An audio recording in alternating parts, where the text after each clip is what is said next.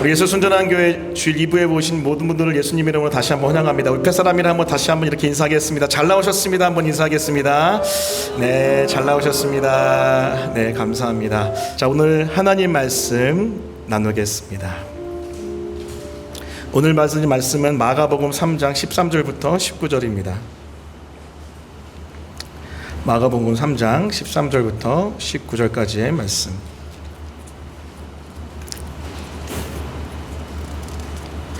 제가 가진 성경은 신약성경 57면에 위치했습니다. 마가복음 3장 13절부터 19절까지의 말씀. 제가 한 절 여러분이 한 절 마지막 절은 함께 읽도록 하겠습니다. 제가 먼저 읽겠습니다. 또 산에 오르사 자기가 원하는 자들을 부르시니 나아온지라. 이에 12를 세우셨으니 이는 자기와 함께 있게 하시고 또 보내사 전도도 하며 귀신을 내쫓는 권능도 가지게 하려 하심이로라. 이 12를 세우셨으니 시몬에게는 베드로란 이름을 더하셨고 또 세베대의 아들 야고보와 야고보의 형제 요한이니 이 둘에게는 보아너게 곧 우레의 아들이란 이름을 더하셨으며 또 안드레와 빌립과 바돌로메와 마테와 도마와 알페의 아들 야고보와 및 다데오와 가나인 시몬이며 함께 읽겠습니다. 또 가룟 유다니 이는 예수를 판 자더라. 아멘. 오늘 말씀은 마가복음 3장 13절부터 19절까지의 말씀을 본문으로 함께 성장하는 교제와 양육 공동체, 함께 성장하는 교제와 양육 공동체라는 제목의 하나님의 말씀을 증거하겠습니다. 우리 옆에 사람과 다시 한번 이렇게 인사하겠습니다. 한 공동체 되니 기쁨입니다. 한번 인사하겠습니다. 한 공동체 되니 기쁨입니다. 아멘. 감사합니다.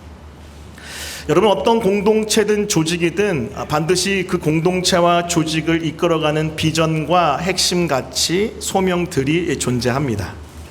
자, 그런데 이런 비전과 핵심 가치와 소명들은요, 반드시 그 공동체의 가장 밑바닥에 있는 존재의 이유, 사역 철학, 공동체 철학, 이런 것들로부터 기인하고 시작됩니다. 교회도 마찬가지입니다. 교회도 그냥 흘러가는 것이 아니고요, 하나님께서 주신 약속의 말씀 가운데 비전이 있고요, 핵심 가치들이 있고, 그리고 소명들이 있습니다. 자, 그런데 이런 모든 것들이 이 교회를 향한 주님의 마음, 특별히 이 교회에 하나님께서 사역하고 싶어 하시는 사역의 철학에 기반을 두고 이 모든 것들이 파생되고 나온 거죠. 여러분, 예수님은 어떻게 사역하셨나요? 예수님은요, 이 땅에 오셔서 가르치고 전파하고 고치시는 사역을 했습니다. 따라해 보겠습니다. 가르치시고 전파하시고 고치시는 사역.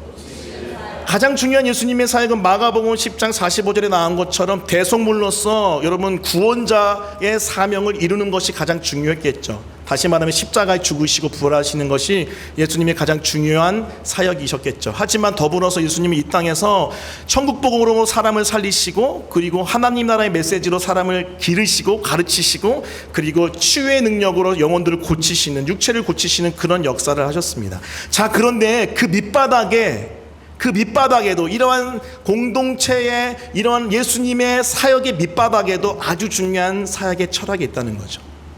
오늘 본문은 예수님께서 도대체 왜 이렇게 사역하셨는지, 도대체 무엇이 예수님의 포인트였는지, 예수님이 뭘 원하셨는지가 나타나는 아주 중요한 본문입니다. 오늘 본문을 살펴보면서 사실 이번 학기를 좀 정리하고 싶어요. 이번 학기 종강, 목장 및 양육사역 종강을 하며 입교식을 하는데, 이번 한 학기 동안, 이번 봄학기 동안 우리가 어떻게 지내왔는지를 한번 정리하고 싶습니다. 자, 오늘 본문에 나타난 예수 그리스도의 아주 중요한 사역의 철학, 또 그 철학 위에서 시작된 예수님의 아주 중요한 사역의 방법, 그것이 무엇인지 살펴보겠습니다. 첫 번째는요, 사람이 예수님의 방법이다. 따라해 볼게요. 사람이 예수님의 방법이다. 자, 마가복음 3장 13절 14절 앞부분인데요, 제가 한번 읽겠습니다. 들어보십시오. 또 산에 오르사 자기가 원하는 자들을 부르시니 나아온지라. 이에 12를 세우셨으니 이는 자기와 함께 있게 하시고 또 보내사 전도로 하며. 아멘. 자, 오늘 말씀 보시면요, 예수님이 산에 오르십니다. 산에 오르셔서 누가복음의 말씀을 보면요, 똑같은 내용의 누가복음 말씀 보면 밤이 맞도록 기도하세요. 밤이 맞도록 기도하신 다음에 예수님이 하신 건 뭐냐면 바로 12명의 사람들, 제자들을 세웁니다. 그동안 예수님은요, 사실은 주로 혼자 사역하십니다. 가르치시고 전파하시고 고치시는 사역을요, 예수님의 능력 가운데, 성령의 권능 가운데 혼자 진행하시거든요. 그러면서 많은 무리들이 생깁니다. 이 사역의 초창기에 생겼던 많은 무리들. 하지만 예수님은요, 이젠 더 이상 혼자 하지 않으세요. 누구와 함께 하십니까? 바로 사람들과 함께 하십니다. 자, 왜냐면요, 하나님의 방법이 바로 사람들이기 때문에 그래요. 예수님은 결코 혼자 사역하지 아니하시고요, 우리 사람들과 함께 사역하시는데요, 그것은 바로 하나님의 방법이 사람들이기 때문에 그렇습니다. 자, 그래서 밤새도록 기도하면서 사람들을 하나님 앞에서 선택하시고 그 사람들을 부르시는 장면이 오늘의 장면이에요. 자, 이것을 통해서 우리가 알 수 있는 아주 귀중한 포인트가 있습니다. 그것은 바로 예수님의 사역의 중점, 가장 가운데는요, 바로 사람이 있었다는 거예요. 따라해 보겠습니다. 사람이 예수님의 방법이다. 자, 여러분, 창세기 1장 27절 28절 보면요, 이것이 바로 하나님의 원리라는 것을, 하나님 나라의 원리라는 것을 우리가 알 수 있는데, 한번 같이 읽어볼게요. 같이 읽습니다. 자, 시작. 하나님이 자기 형상 곧 하나님의 형상대로 사람을 창조하시되 남자와 여자를 창조하시고 하나님이 그들에게 복을 주시며 하나님이 그들에게 이르시되 생육하고 번성하여 땅에 충만하라, 땅을 정복하라, 바다의 물고기와 하늘의 새와 땅에 움직이는 모든 생물을 다스리라 하시니라. 하나님은요, 하나님이 온 우주 만물을 6일에 걸쳐 다 만드신 다음에 하나님이 통치하지 않으십니다. 예, 맞아요. 물론 하나님의 통치죠. 하지만 하나님이 직접 통치하지 아니하시고요, 하나님의 백성, 다시 말하면 하나님의 사람들을 세우세요. 그게 창세기 1장 27절의 말씀이에요. 하나님의 형상대로 사람들을 만들어내십니다. 사람을 창조하시죠. 자, 그 다음에 28절 보세요. 그들에게 복을 주시고요, 블레싱 하시고 그들에게 결국은 뭐합니까? 다스리라고 명령하십니다. 따라할 거예요. 모든 생물을 다스리라. 이게 원리라니까요. 그렇기 때문에 이 하나님의 나라는 사실 가장 중요한 게 사람들이에요. 사람들. 그래서 하나님의 아들 예수님도 이 사람들을 세우려고 하시는 겁니다. 자, 근데 문제가 생겼어요. 무슨 문제입니까? 아담과 하와가 타락함으로 인류가 타락하게 되고 사람들이 타락함으로 사람들이 망가지게 됐고, 어떻게 됩니까? 사람이 망가짐으로 이 사람이 다스려야 될 온 세계도 같이 망가집니다. 자, 그것을 로마서 8장 20절 21절 이렇게 이야기해요. 제가 읽을게, 한번 들어보세요. 피조물이 허무한데 굴복할 것은 자기 뜻이 아니요 오직 굴복하게 하신 이로 말미암음이라. 그 바라는 것도 피조물로 썩어짐의 종들어난 데서 해방되어 하나님의 자녀들의 영광의 자유에 이르는 것이니라. 무엇을 이야기합니까? 지금 인간, 사람들, 하나님의 방법이 사람들, 인간인데 그들이 타락함으로 온 세계가 같이 망가져 버린 거예요. 자, 그런데요, 그 모든 망가진 피조물들이 지금 간절히 구하고 있는 게 하나 있습니다. 우리 19절 같이 한번 읽어볼게요. 여러분 크게 읽어주세요. 자, 시작. 피조물이 고대하는 바는 하나님의 아들들이 나타나는 것이니. 여러분, 피조물들, 이 온 우주 만물이 고대하고 기대하고 간절히 구하는 게 있습니다. 그것은 바로 회복된, 구원받아 다시 모든 영역에서 회복된 하나님의 사람들, 아들들, 딸들이 나타나는 것을 간절히 바라요. 왜요? 이 모든 하나님의 나라는 그 사람들을 통해서 하나님이 다스리시고 사람들을 통해서 하나님은 모든 것들을 행하시기 때문에 그렇습니다. 그래서 피조물도 기대하고 고대하고 간절히 바라고 있는 거죠. 이것이 바로 하나님 나라의 원리입니다. 기억하십시오. 하나님은 사람들을 소중하게 생각하세요. 그래서 오늘 우리가 기억해야 될 첫 번째 메시지, 사람이 예수님의 방법, 하나님의 방법이라는 겁니다. 따라해 보겠습니다. 사람이 예수님의 방법이다. 사람이 예수님의 방법이다. 여러분, 지난달 6월 초에 독일에서요, 어떤 한 교회에서 300명의 회중과 함께 아주 특이한 목회자가 40분 동안 찬양과 말씀과 기도를 인도했습니다. 근데 그 목회자가요, AI 목회자였어요. 챗GPT를 활용해서 40분 동안 찬양과 말씀과 기도를 인도했습니다. 굉장히 흡사하게 인도했대요. 별로 어색하지 않게. 눈 감고 있으면 사람인지 헷갈릴 정도로 인도를 탁월하게 해냈다고 합니다. 이에 대한 여러 가지 평가가 있을 수 있겠죠. 자, 근데 여러분, 이 시점에서 우리가 고민해 봐야 될 것이 있습니다. 자, 챗GPT, 그 AI의 여러분 그 활성화되고 발전됨에 따라서 지금 우리는 굉장히 특이한 사회로 접어들고 있어요. 여러분, 뭐 주식만 봐도 AI 관련된 주식은 엄청 폭등하고 있잖아요. 왜 그렇죠? 앞으로 각광받는 사업이 그런 사업일 것이고, 특별히 그 AI를 통해서 이 땅의 모든 것들이 지각 변동할 것이라는 것을 많은 사람들이 예측하고 있습니다. 자, 그런데 여러분에게 한번 물어보고 싶어요. 그렇게 되다 보면 어떻게 될까요? 사람들이 중요하지 않게 된 사회가 됩니다. 사람들이 소외되고 무시되는 사회로 변화될 거예요. 심지어 저도, 목사인 저도 필요 없는 지경에 이를 수도 있어요. 그게 여러분 6월 달에 있었던, 독일에 있었던 챗GPT 목사님의 모습 아닙니까? 여러분, 뭐 제가 좀 준비한 건 아닌데 챗GPT에 설교문 부탁하면은요 기가 막히게 뽑아낸대요. 왜냐하면 데이터베이스가 너무 많으니까 탁월한 목사님들 설교 다 이렇게 연결해가지고 기가 막히게 뽑아낸다는 거죠. 목회자로서 큰 위기예요. 얼마 전에 제가 그 카카오톡으로 연결되어 있는 목회자 여론조사하는 그런 기관이 있거든요. 거기서 왔더라고요. 이 챗GPT 목사에 대해서 어떻게 생각하냐. 기분 나빠서 답 안 했습니다. 그게 지금 우리가 살아가는, 앞으로 살아갈 사회죠. 여러분, 우리가 살아간 사회는 사람이 무시되고요, 이제는요 시스템, 이제는 문화, 이제는 다른 어떤 그 방법들, 특히 이런 말도 안 되는 AI가 우리 사람들을 대체하기 시작합니다. 하지만 기억하십시오. 여기서 분명하게 선포합니다. 제가 본문에 근거하여 신학적으로도 제가 다 설명해 드렸죠. 여러분, 하나님 나라는요 사람이 하나님의 방법입니다. 할렐루야. 그래서 사람들을 소중하게 여겨야 돼요. 사람들.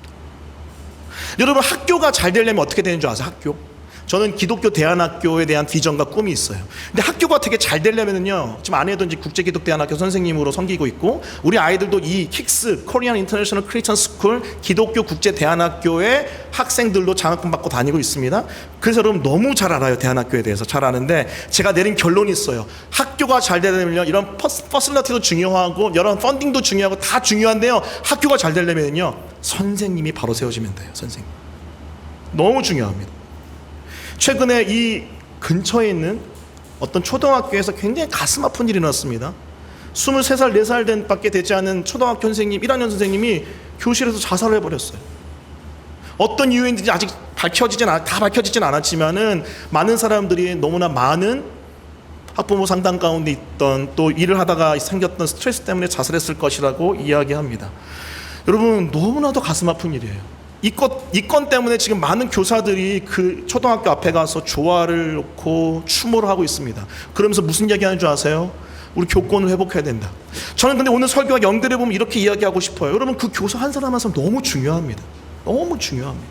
왜요? 사랑이 예수님의 방법, 하나님의 방법이기 때문에 그래요. 그냥 내가 이렇게 막말하고 뭐라고 하면 끝나겠지, 이제 됐어, 우리 아이만 챙기면 된다, 여러분 그 정도에 밖에 되지 않는 것 너무 안타깝습니다. 우리 한국 사회가. 하지만 여러분 기억하십시오. 건강한 기독교인이라면 한 사람 한 사람은 소중히 여기는 줄 믿습니다. 할렐루야. 우리 아이가 소중하듯이 그 선생님도 소중하고요, 그 한 명 한 명의 공동체도 너무나 소중한 거죠. 기억하십시오. 주님은 사람을 통해서 일하십니다. 그렇기 때문에 우리 공동체, 우리 교회는요, 이 사람을 소중히 여기는 그런 교회 공동체에 추구해요. 다시 말씀드립니다. 하나님의 원리가 사람이 예수님의 방법이기 때문에 그렇습니다. 그것을 기억하시는 우리 모든 성도들 되었으면 좋겠어요. 자, 그런데 두 번째 살펴볼 것은요, 그냥 사람이 아니고요, 성경 본문을 보니까요, 훈련된 사람이 예수님의 방법이래요. 따라해 볼게요. 훈련된 사람이 예수님의 방법이다. 자, 14절 15절 말씀 한번 같이 읽어볼게요. 같이 읽습니다. 자, 시작. 예, 열두를 세우셨으니 이는 자기와 함께 있게 하시고 또 보내사 전도도 하며 귀신을 내쫓는 권능도 가지게 하려 하심이로라.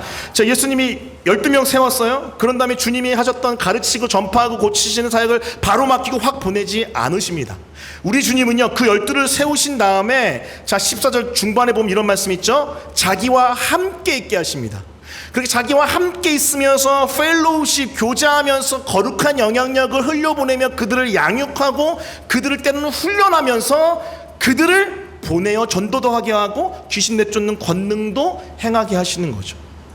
여러분, 여기서 우리가 기억해야 될 중요한 것이 있습니다. 주님의 방법 사람인데 그냥 사람이 아니고요, 함께 펠로우십, 교제하면서 그들을 양육해가며 훈련하며 성장한 사람이에요. 성장한 사람. 아무 사람 주님이 쓰시는 것이 아니라 이렇게 성장한 사람, 이 사람이 예수님의 방법인 것이죠. 자, 그래서 우리 주님은 마태복음 28장 19절 20절에 이렇게 이야기하시는 거예요. 이 말씀도 너무 중요하니까 같이 또 큰 목소리로 읽어볼게요. 자, 시작. 그러므로 너희는 가서 모든 민족을 제자로 삼아 아버지와 아들과 성령의 이름으로 세례를 베풀고 내가 너희에게 분부한 모든 것을 가르쳐 지키게 하라. 볼지어다 내가 세상 끝날까지 너희와 항상 함께 있으리라 하시니라. 자, 주님의 마지막 승천하시기 전에, 하늘에 올라가시기 전에 마지막 하신 유언과 같은 가장 큰 위임하신 명령이에요. 무엇입니까? 모든 민족을 제자로 삼으라. 모든 민족을 제자로 삼으라. 근데 제자가 어떻게 제자 삼을 수 있어요? 먼저 가야 돼요. 그 제자를 삼을 곳을 향해 가야 되고요. 두 번째, 복음을 증거하면서 세례를 줘야 됩니다. 세례가 무엇입니까? 나는 예수님을 믿습니다 라는 신앙 고백을 그림 언어로 하는 거잖아요. 세례를 줘야 돼요. 그리고 사실 중요한 게 세 번째입니다. 그렇게 가서 복음을 증거하여 거듭나게 한 다음에 끝이 아니라 제자가 되어지는 것은요, 바로 내가 너희에게 분부한 모든 것을 가르쳐 지키는 가운데 이루어지는 거예요. 따라해 볼게요. 가르쳐 지키게 하라. 너무 중요해요. 예수 그리스도의 복음을 증거하고 거듭났습니다. 그 교회 와서 예배하고 그 예배하는 가운데 하나님을 알아갑니다. 또 세례를 받습니다. 자, 그게 끝이 아니라는 거예요. 그게 마지막이 아니라는 거예요. 교회 공동체는 반드시 그 다음 단계를 향해 가야 됩니다. 무엇입니까? 바로 하나님의 말씀을 가르쳐야 되고요, 가르친 말씀을 지키는지 안 지키는지 계속 와치하면서 훈련시켜 줘야 합니다. 이게 너무 중요해요. 여러분, 혹시 예배만 드리는 신앙생활 하고 있습니까? 혹시 거기에만 머물러 있습니까? 그러면 지금 뭔가 부족한 거예요. 사실 문제가 있습니다. 요즘 한국교회 많은 성도들이 예배만 드립니다. 그나마 현장에 나오면 감사하고 온라인 예배든 오프라인 예배든 예배만 드리는 경우가 너무 많아요. 하지만 주님 뭘 말씀하세요? 함께 교제하는 가운데 양육받으며 훈련받아 성장하는 그 단계, 오늘 마태복음 28장의 관점에서 보면은 하나님의 말씀을 배우고 지키는 그 단계까지 가야죠.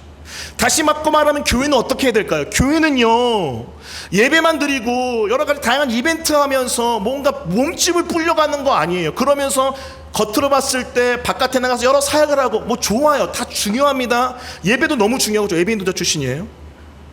그리고 여러분 바깥에 나가서 여러 사역하는 거, 우리 안에서 여러 교제 이벤트 하는 거 너무 중요해요. 자, 하지만 교회는요, 반드시 교제하는 가운데 말씀 양육받고 훈련받아 성장해야 됩니다. 그거 없으면요, 바람 불면 다 날아가더라고요. 바람 불면 다 날아가요. 그게 우리가 기억해야 될 교회의 아주 중요한 소명입니다. 자, 그래서 우리 교회가 지금까지 봄학기 동안 뭐에 집중했습니까? 다른 건 여러 가지 있지만은 예배와 함께 더불어서 우리는 양육사역에 집중했습니다. 많은 새가족은 등록하진 않았지만은 새가족 교육 양육 계속 있었어요. 지난 3, 4월 달에 한 지체가 양육 수료했고요. 워낙 쑥스러워서 수료식 못했습니다. 또 지금 지난주부터 시작해서 새가족 양육 또 한 명이 들어갔습니다. 앞으로도 좀 더 생길 것 같아요. 그리고 여러분 5개 반 걸쳐서 기초양육, 우리 청년 기초양육 토요일 반, 주일 반, 그리고 우리 젊은 엄마 반, 젊은 엄마 반 할렐루야. 수요일날 2시간만 하려고 했는데 3시간만 해서 다 울고 막 진도 한 주 만에 끝내야 될 거 3주 동안 하고, 감사합니다. 집중했어요. 그리고 목회자들도 화요일 저녁마다 양육했어요. 그리고 이제 개인적으로 1대1 좀 돌봐야 할 제자 양육해야 될 지체가 있어서 양육했습니다. 일주일에 5 양육을 한다는 건 사실 쉽지 않습니다. 하지만 갈아 넣었어요. 왜요? 가르쳐 지키게 하라. 가르쳐 지키게 하라. 여러분 기억하세요. 어떤 교회, 어떤 공동체, 어떤 여러분 예수 그리스도의 여러분 생명의 공동체든지 간에 여러분을 향하여 가르치고 지키게끔 하지 않으면 그건 건강하지 않습니다. 나 편하게 해주네. 말 안 하네. 이런 저런 얘기 안 하네. 여러분 그거 건강한 공동체 아니에요. 여러분이 찾아가서 여러분의 마음이 어떤지 영혼이 어떤지 물어보고요, 여러분의 마음과 영혼의 상태에 따라서 하나님 말씀을 나누고 품고 기도하면서 양육해가고 때로는 쓴소리 할 수 있는 훈련까지 가는 것, 그게 건강한 공동체입니다. 여러분 부탁합니다. 이렇게 양육하고 훈련하는, 그것을 향해서 여러분 그것을 추구하는 우리 예수 순전한 교회가 됐으면 좋겠습니다. 할렐루야. 여러분 제가 이제 이런 얘기할 때마다 자주 듣는 예화 중에 하나가 뭐가 있냐면요, 그 중국의 민주공화정을 밀어내고 공산당으로 변화시킨 모태통 이야기를 많이 하잖아요. 근데 제가 10몇 명인 줄 알았는데요, 정확히 보니까 22명이더라고요. 원래는 여러분 순원이 여러분 그 하고 있었던 민주공화정이 여러분 중국의 대세였잖아요. 그런데 여러분 이 얼마 되지 않은 사람들로 이루어진, 정확히 말하면 22명의 열혈남하로 이루어진 이 공산당원들을 데리고 이 모태통이, 마오쩌둥이 시골을 돌면서 사람들을 일으킵니다. 사람들을 일으켜요. 계속 일으키다가 어떻게 돼요? 중국 전체가 공산화 되어버리죠. 근데 여러분 그 다음 스토리 하나 얘기해 드릴게요. 이 22명을요 어떻게 양육하고 훈련했냐면은, 우리 관점에서 보면은 자다가도 깨워서 일어날 때 공산당 신조를 외우게끔 만들었대요. 막 자다가 2시 깨워요. 깨우는 공산당 신조 하면은 줄줄줄 외우게끔. 와, 이러니까 변화시키죠. 바꾸죠. 여러분 변화는요 많은 정보와 탁월한 정보가 아니고요 확신이 일으킵니다. 확신이. 이 모태통이 확신했던 공산주의란 잘못된 사상, 잘못된 사상에 확신을 가졌는데 어떻게 돼요? 안타깝지만은 이 잘못된 사상으로 중국이 바뀌고 소련이 바뀌고 북한이 바뀌었죠. 하지만 여러분 건강한 예수 그리스도의 생명의 복음으로 무장한다면은, 그것을 확신한다면요, 그것을 전한다면은요 이 땅이 하나님의 나라가 될 줄 믿습니다. 할렐루야. 부탁드려요. 부탁드립니다. 여러분 그냥 혼자만 신앙생활 하지 마시고 공동체로 나오십시오. 그리고 공동체 안에서 교제하십시오. 교제를 넘어서 서로 양육하는 훈련까지 나오십시오. 한 가지 예화만 하고 그 다음으로 넘어갈게요. 어떤 지체가 이번 연도 1학기 목장이, 봄학기 목장이 어땠는지 이야기해 주는데 이런 얘기 하더라고요. 아, 너무 좋았는데 특히 목장이 너무 좋았다. 왜 좋았냐면은 나누는데 나눔이 깊어. 여러분 지금 우리 교회 목장이 이제 시니어 목장과 청년 1목장, 2목장, 젊은 부부 목장이 있는데, 이제 시니어 목장은 자체적으로 하고 청년 1목장, 2목장 그리고 젊은 부부 목장은 주일 설교를 가지고 목장 나눔을 해요. 근데 다들 굶주렸어. 와서 살려주세요 하면서 나누는 거예요. 그래서 보면은요 저랑 양육하다가 막 대화하다 보면 이미 자기들끼리 다 한 얘기야. 왠지 물어보면 목장에서 다 얘기했대 벌써. 아, 그렇구나. 그만큼 목장에서 깊은 나눔을 하더라고요. 근데 그거 아시죠? 그렇게 깊이 나누면서 연결될 때 영적 영향력이 흘러가요, 서로. 그래서 회복이 일어납니다. 할렐루야. 저는 확신해요. 우리 목장 이번에 그런 역할 충분히 감당했습니다. 충분히. 특히 젊은 부부 목장. 그냥 앉기만 해도 눈물이야.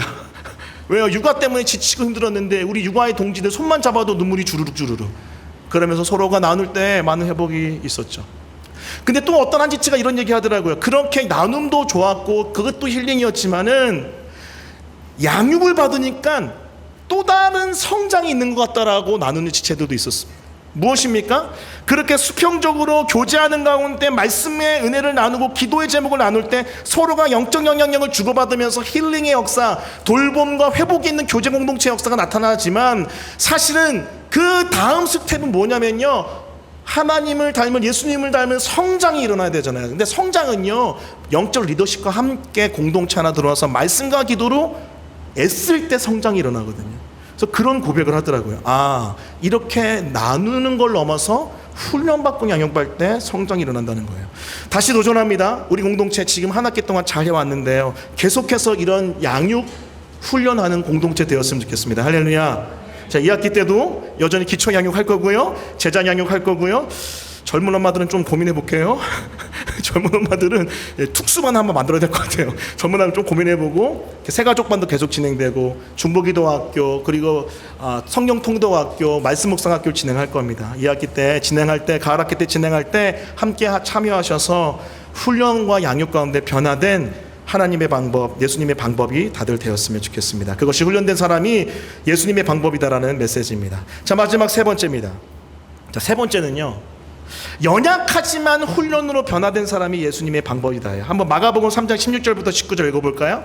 자, 우리가 같이 한번 읽어보겠습니다. 16절부터 19절 있습니다. 자, 시작. 이 12를 세우셨으니 시몬에게는 베드로란 이름을 더하셨고, 또 세베대의 아들 야고보와 야고보의 형제 요한이니 이 둘에게는 부아너게 곧 우레의 아들이라는 이름을 더하셨으며, 또 안드레와 빌립과 바돌로메와 마테와 도마와 알페와 아들 야고보와 및 다데오와 가나인인 시몬이며, 또 가룟 유다니 이는 예수를 판 자더라. 아멘. 네, 감사합니다. 야, 여러분 말씀 보시면은 12명의 이제 이름들이 나옵니다. 근데 12명 한 명 한 명을 보면은요, 세상에서 봤을 때 탁월한 자, 백그라운드가 좋은 자, 실력 있는 자가 아닙니다. 여러분 많은 사람들이 어디 출신입니까? 갈릴리 어부 출신입니다. 그때 당시 갈릴리 어부는 어떤 사람들이냐면요, 천민이에요. 천민. 목수와 함께 더불어서 천민의 직업이 갈릴리 어부였습니다. 특히 그 당시에 갈릴리는요, 이방 사람들이 와서 사는 곳이었기 때문에 이방 사람들 유대인들 싫어하잖아요. 그래서 정말 멸시받는 곳이었어요. 말 그대로 실력도 없고 백도 없고 백그라운드 아무것도 없는 사람들이 바로 이 제자들이었습니다. 그나마 가룟 유다가 조금 비교적 중산층 이 정도 됐다고 학자들이 이야기하는데, 사실 많은 사람들이 그렇게 연약한 자들이었어요. 여러분 베드로 보십시오. 시몬에겐 베드로라는 이름을 더하셨지만은, 여러분 베드로 피로 이름 뜻 무엇입니까? 반석이잖아요. 하지만 시몬 베드로가 무슨 반석이에요? 그 삶을 보면 엉망 아닌가요?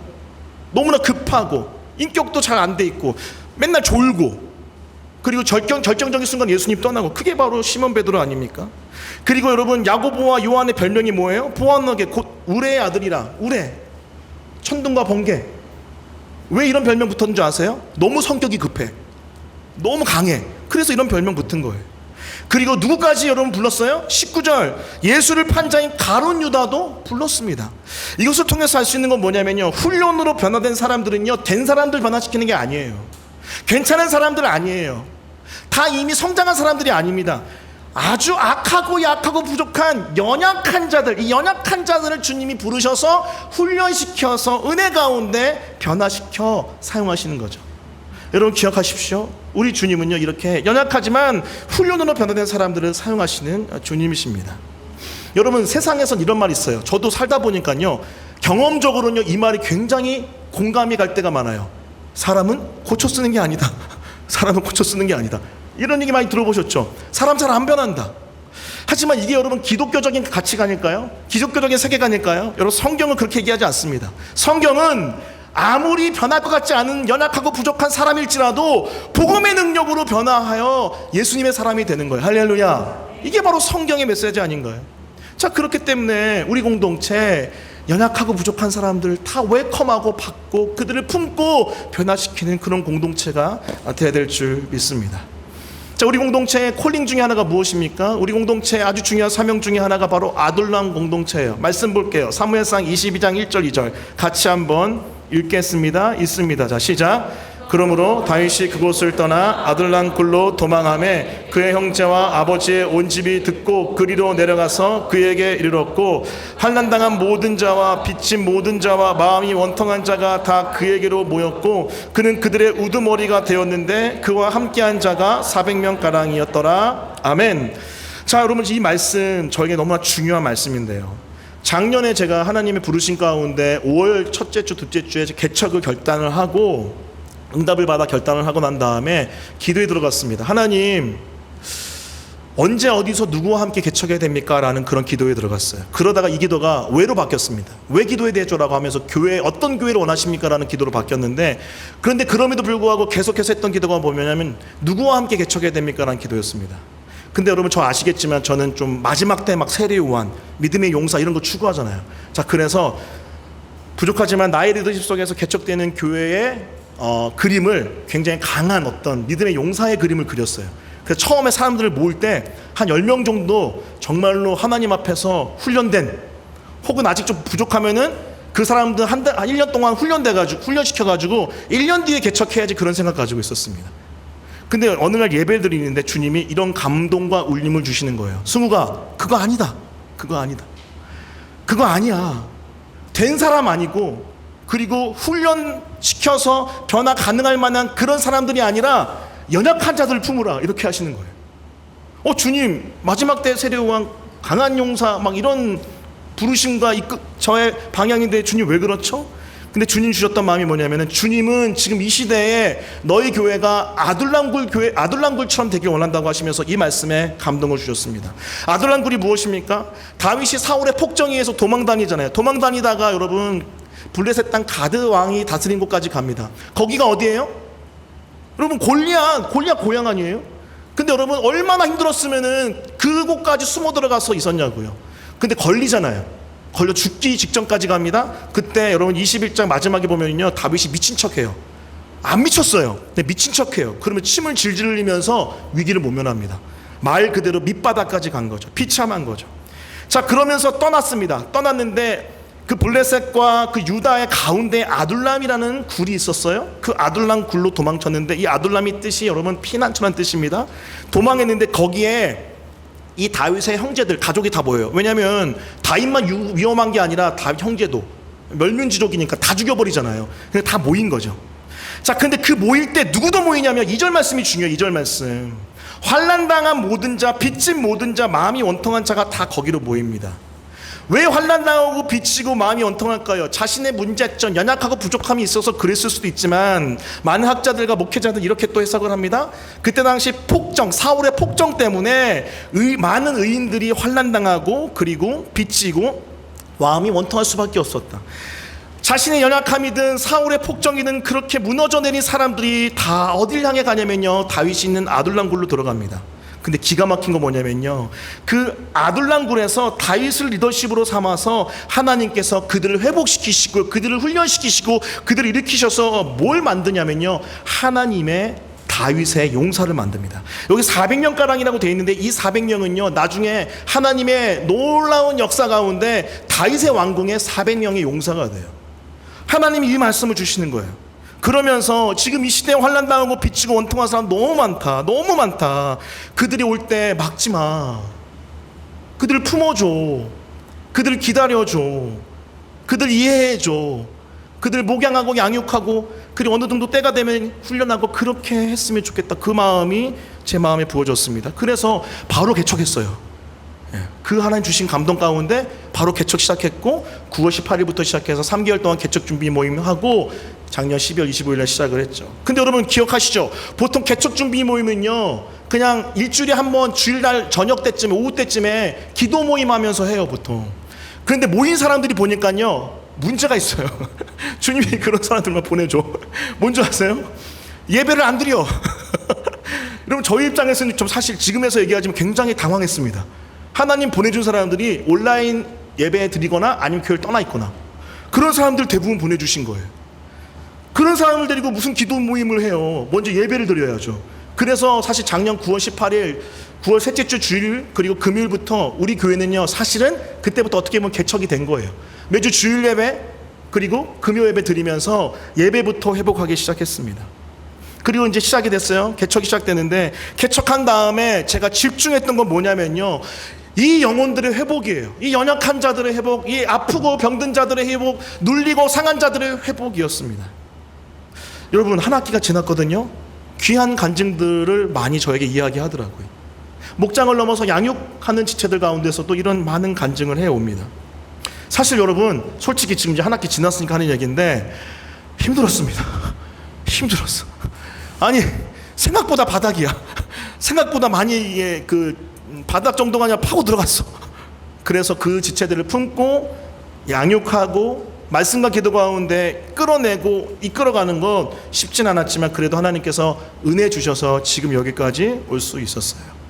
여러분 다시 말씀드립니다. 다양한 화련 이벤트나 여러 가지 많은 사역들 중요해요. 자, 그런데 우리의 부르심은 뭐냐면요, 지금 우리의 부르심은요 이렇게 말씀과 기도 가운데 한 명 한 명 영혼들을 목양하고요 양육해 나가는 것, 또 훈련해 나가는 겁니다.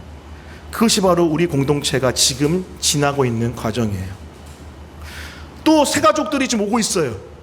이 오는 새가족들을 또 이런 갈급함 가운데 오는 지체들이 적지 않습니다. 여러분 금요일날, 지난주 금요일날 왔는데 원래 오시던 분들은 좀 안 오고 안 보이던 막 사람들이 와 있어요.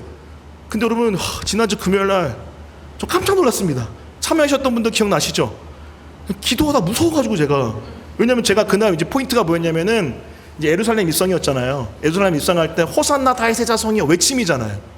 그리고 어린아이들의 또 호산나 다윗의 외침이고, 그래서 우리가 하나님께 나아갈 때 외치며 나아가자, 부르짖으며 나아가자, 가슴에 있는 걸 쏟아내며 나아가자 했는데 주여 삼창하고 기도하는데 좀 무서웠습니다.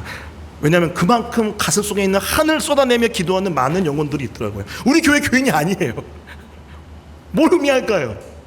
그렇게 가슴 속에 있는 것을 쏟아내며 기도할 자리가 없다는 거예요. 그것들을 어루만져주고 붙들어줄 그런 공동체가 많이 부족하다는 거예요. 여러분 우리가 잘한다는 얘기를 하는 게 아니에요. 지금 사실 너무나 심각한 상황입니다. 주일날 교회만 나가는 거를, 예배 드리는 거를 신앙생활 전부로 여기는 사람이 너무 많아요. 성장이 없고, 여러분 다들 머물러 있어요. 아니 다운돼 가요. 근데 제가 부탁드립니다. 제 종말론과 요한계시록 해석학 공부하잖아요. 마지막 때가 되면 여러분 예배 전쟁이 일어나고 마지막 때면 여러분 어둠의 세력이 우리를 굉장히 핍박할 겁니다. 그때 이런 상태면 다 날아갑니다. 우리는 코로나 때 이미 심각하게 경험했습니다. 여러분 코로나 때 다 넘어졌잖아요. 저도 그래요. 자, 그렇기에 이 회복의 시기에 같이 하나님 앞에서 연약하지만 훈련으로 변화되는 그런 양육과 훈련 또 교제의 공동체를 이뤘으면 좋겠습니다. 말씀을 마치겠습니다. 이것이 바로 연약하지만 훈련으로 변화된 하나님의 방법, 사람, 그 한 사람입니다.